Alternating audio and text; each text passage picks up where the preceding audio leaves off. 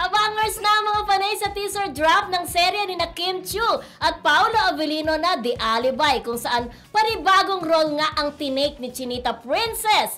Ngayon pa lang ready na ito, hit the heart and share button ang fans at for sure ay trending na naman ito. Kakaiba diba Kuya Romel? Dahil ang kanyang dito, dun sa Linlang, siya ay yung kanyang yung unfaithful wife ang datingan niya dito. Dito naman? Parang, hindi ko tama yung hula ko. Tama yung hula ko. Siya dito. Parang ang role niya dito, yung binabanggit ko, isa siyang yung hospitality girl. O yan, yung isang letter P. Diba? Hospitality girl.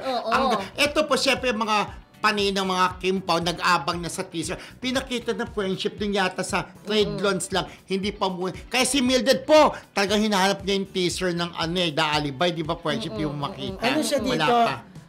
Strong. Very strong ang kanyang character. Correct. Yun nga eh. Yes. Diba?